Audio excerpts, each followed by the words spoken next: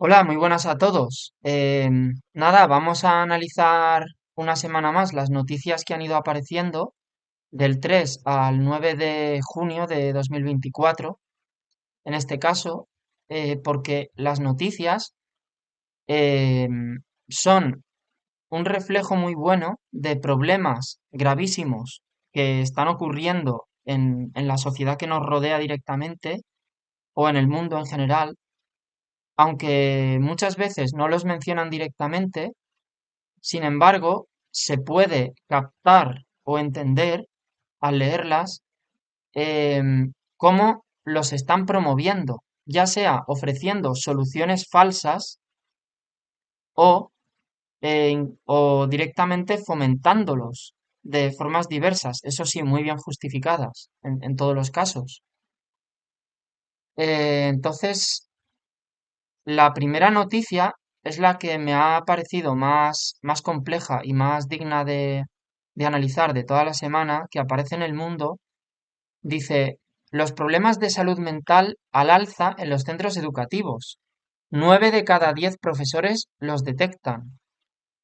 Entonces, bueno, la noticia comenta que los trastornos que más se suelen ver y que están aumentando mucho cada año más en los jóvenes que en las escuelas son el famoso TDAH, trastorno por déficit de atención e hiperactividad, la ansiedad y intentos autolíticos y autolesiones, ¿vale? Entonces, lo primero que me choca a mí de esta noticia es el interés nulo que existe por analizar las verdaderas causas que están provocando todo esto. Porque evidentemente si los jóvenes hacen estas conductas de autodañarse y tienen esos estados de ánimo tan negativos, es porque hay algo en ellos que está mal, algo en sus vidas está mal, algo que no interesa conocer. Además, también hay un nulo interés por incluir al propio sistema escolar y a la absurda rutina a la que somete durante años, en total más de 13.000 horas obligatorias, ni más ni menos, em, a los jóvenes, privándoles de poder forjar su propio proyecto de vida y de utilizar su tiempo como a ellos realmente les motiva. Evidentemente, el sistema escolar no va a ser el único factor que esté provocando todo este daño psicológico, pero es un factor muy a tener en cuenta. Otros pueden ser el aislamiento social fomentado por las tecnologías. Se ha visto además que desde el asunto de los confinamientos y todas las absurdas medidas que se tomaron con el tema del COVID, eh, la depresión y el aislamiento social han aumentado muchísimo entre los jóvenes. Em, y hay muchos más aspectos a tener en cuenta. Las conversaciones, el juntarse, los lazos fuertes con otros, son cosas que están disminuyendo y reduciéndose al mínimo. Em, Así que, ¿por qué no se pregunta e investiga a los jóvenes para ver qué es lo que les está pasando?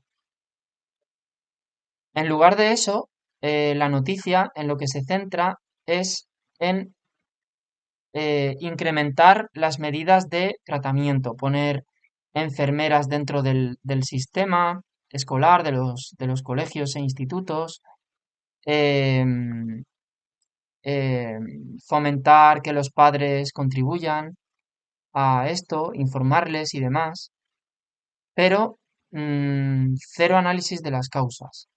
Eh, dice, estos son datos que aporta un sindicato de enfermería, que desde 2019, casualmente cuando empezó el tema del virus, se han multiplicado casi por 26 los intentos de suicidio en menores en los últimos 10 años y casi por 24 las ideas de suicidio. el suicidio es la cuarta causa de muerte entre los 15 y los 19 años. Así que cada vez hay más jóvenes deprimidos, desmotivados, con mucha ansiedad. Bueno, algo está pasando.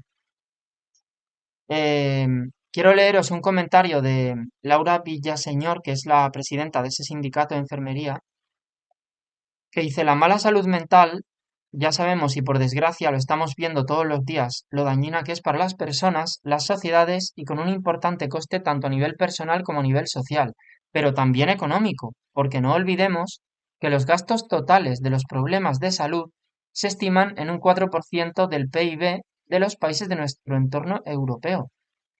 O sea, creo que este párrafo refleja perfectamente cuál es el verdadero interés por, por mejorar este problema de la salud mental, que no es el bien de los jóvenes ni su bienestar, sino que es la productividad económica que vayan a tener cuando crezcan, cuando trabajen. Es que me parece asombroso. Eh, Al final, el sistema escolar, su objetivo de fondo es generar trabajadores y personas dóciles y obedientes fáciles de controlar. Porque si os fijáis, es en eso, es en ese tipo de conducta gregaria en lo que educa, en lo que a- en vez de instruir en conocimientos profundos sobre los asuntos, se dedica a fomentar una conducta gregaria. Esto es así. Creo que son demasiadas las evidencias de esto. Eh, bueno, más adelante el artículo dice, de igual manera se dio un enfoque a la salud mental del profesorado.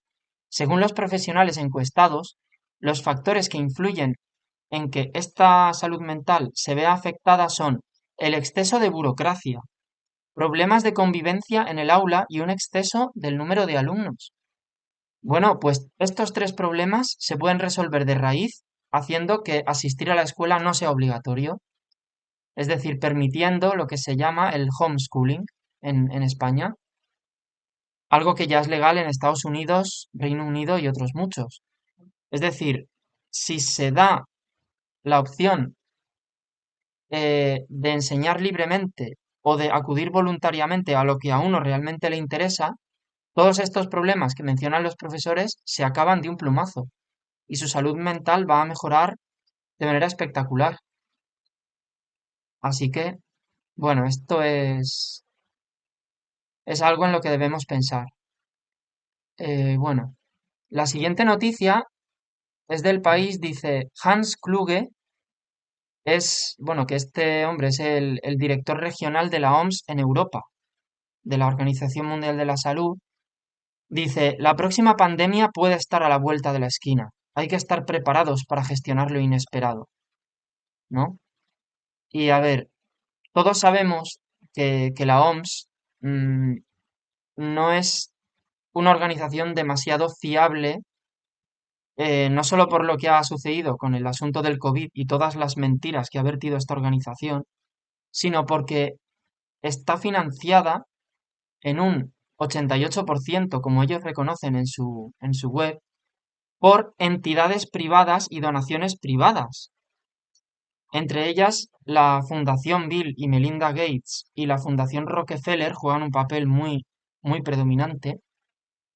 Hay pequeñas donaciones también de farmacéuticas, aunque no son el máximo, pero también están ahí.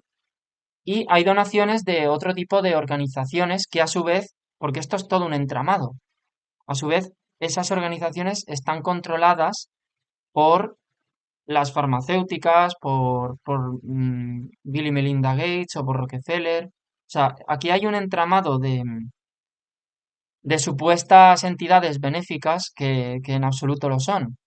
Si éstas financian un 88% a la OMS, ¿qué podemos esperar de la OMS? Pues que en base a la salud colectiva en realidad estén deseando fomentar nuevas pandemias y defender intereses nocivos para nosotros, en realidad.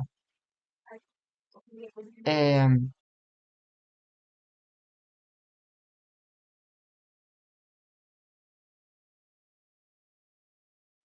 en fin, todo esto denota qué intereses está sirviendo este tipo y, y a qué intereses sirve la OMS, porque vamos. Están deseando crear una nueva pandemia e imponer medidas mucho más draconianas que las que impusieron. Bueno, la siguiente noticia me ha parecido muy curiosa también. Dice, es desde BBC News, dice, la ingeniosa manera que encontró una isla de Zanzíbar. Zanzíbar es una isla que está en Tanzania, para salvar sus corales. Y bueno, resulta que los corales, los arrecifes de esta isla estaban desapareciendo. Lo primero que te dice la noticia, como no, es mencionar al calentamiento global, la temperatura, que hace que los corales suelten a las algas, que les ayudan y demás. Y después, sin embargo, te dice los verdaderos motivos por los que estos corales estaban muriendo. Dice, el arrecife también ha sufrido prácticas de pesca invasivas, incluyendo la pesca con dinamita y submarina, así como barcos turísticos no regulados y buzos que causan daños. Y además dice, la disponibilidad de pescado en el pasado, en comparación con la actual, muestra una diferencia significativa. Vale, lo que no dicen en esta noticia es que la sobrepesca y la falta de peces grandes lo que hace es que se reproduzca una especie de estrella de mar, que se alimenta exclusivamente de corales, que se llama estrella de mar corona de espinas, que el nombre científico es Acanthaster planci, por si lo queréis buscar. Pues cuando hay sobrepesca, esta estrella de mar se reproduce y arrasa con los corales. Una vez la sobrepesca se reduce y esta población de estrella de mar vuelve a estar controlada, los corales vuelven a su estado, y esto es justamente lo que ha pasado en estas islas de Zanzíbar.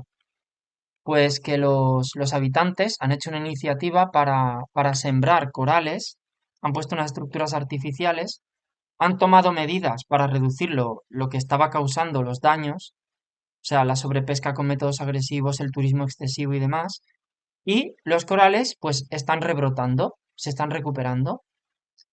Lo que quiero decir es que evidentemente esta propia noticia está revelando que no es el calentamiento global lo que causaba el daño a los corales, sino que son todos estos perjuicios, toda esta industria excesiva que se estaba produciendo por allí. Y, y en fin, una vez más,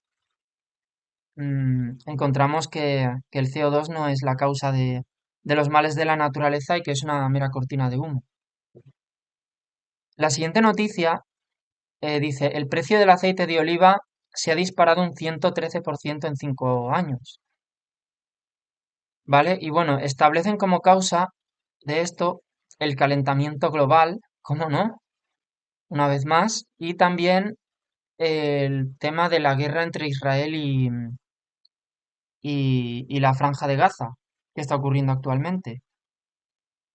Eh, vale, yo me pregunto, eh, el olivo es un cultivo mediterráneo, que crece bien en el mar Mediterráneo. España, Italia, Grecia tiene muchísimos olivares. Todo el norte de África, Marruecos, Algeria, etcétera, Turquía, Siria. Es decir, hay muchos países que producen olivo y que no se verían afectados por el tema de la guerra, en s- o no se verían afectados gravemente. Entonces, ¿por qué realmente está subiendo el precio del aceite? Yo pienso que ha habido algún tipo de plan de las grandes empresas para aumentar artificialmente el coste. Eh, pero bueno, quería preguntároslo a vosotros, a ver qué opináis o si sabéis algo al respecto, porque el aceite subió muchísimo de precio y es algo que tiene que haber gato encerrado detrás. Así que si queréis lo debatimos en los comentarios. Y la siguiente noticia, que es también de Euronews, eh, es que me parece, dice, el impacto medioambiental de la guerra de Gaza, 60 millones de toneladas de CO2. O sea, esto es una noticia que se dedica por entero a analizar cuántas emisiones de CO2 está provocando la guerra de Gaza. O sea, es que me parece prácticamente psicópata esto, que en vez de preocuparse por las muertes de personas inocentes eh, y y por todo el sufrimiento y la destrucción que está ocurriendo de la población civil de Gaza, o de Israel, en el caso de que se vea afectado también, em, se dedican a demonizar las cantidades de CO2 que están produciendo todos estos destrozos. eh, Vamos, es lo más importante de la guerra. Además, pero algo también muy importante de esta noticia es que dice, los militares están exentos de informar. Es como si todos viviéramos en un mundo en el que las emisiones de las turbinas de un F-35 están exentas de carbono y no cuentan, ¿vale? Entonces, fijaos que la estrategia que tienen con toda esta pantomima del CO2, que es ya casi una saturación del asunto, porque es que en casi cualquier asunto del que hables se tiene que mencionar las emisiones de CO2, como si fueran un problema que no son realmente, ¿vale? Y entonces, fijaos que lo que van a hacer es utilizar, acusar de contaminante a todo aquello que no interese para los planes globalistas que tienen para controlarnos. Posiblemente una de las cosas que quieren demonizar es la existencia de ejércitos nacionales, porque obviamente si lo que quieren es un gobierno mundial, ¿qué les puede interesar más que eliminar los ejércitos nacionales en general para crear un ejército internacional o mundial, eh, que, que sería formado por la unión de otras organizaciones internacionales como la OTAN o otras que agrupen a muchos países? Eh, este asunto del CO2 lo están utilizando para acusar, criminalizar todo aquello que se opone a sus planes. Dice más abajo un tal Benjamin Neymark. Los ejércitos mundiales son algunos de los mayores contaminadores de carbono del planeta, pero todavía sabemos muy poco sobre su contribución global al cambio climático. Es decir, todavía nos hemos centrado muy poco en criminalizarlos. Esta investigación pretende criminalizarlos por el tema ambiental, claro. Esta investigación pretende llenar ese vacío y abrir la caja negra de las emisiones militares, especialmente en tiempos de guerra. En fin, eh, nada, la siguiente noticia aparece en New York Times y dice, Claudia Sheinbaum es la primera persona judía en llegar a la presidencia de México. Eh, la virtual presidenta es hija de padres judíos, pero en campaña no destacó su herencia. Vale, a mí lo que me parece curioso de esta noticia es que si bien eh, esta mujer que ahora es presidenta de México eh,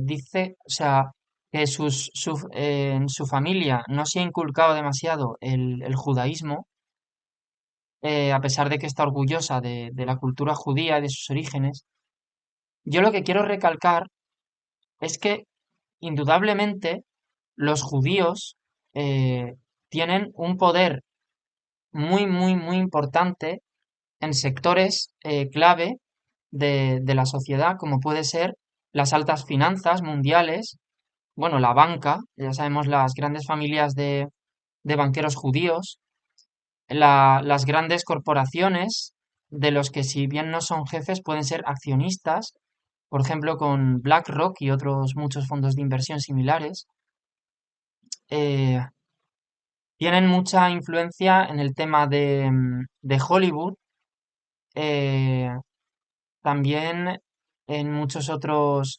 sectores, como las empresas farmacéuticas. eh, en fin, los judíos tienen muchísimo poder también en la política de Estados Unidos y de otros países. O sea, en Estados Unidos hay muchísimos altos cargos políticos eh, que son de origen judío, eh, que, que sobrepasan con creces la proporción de judíos que hay en Estados Unidos.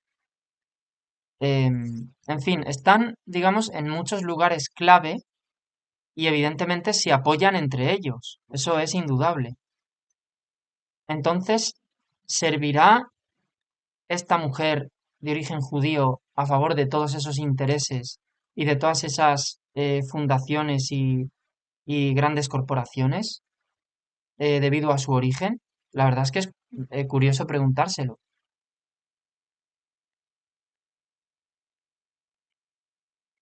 Eh, bueno, os dejo con todas estas reflexiones. Eh, saludos.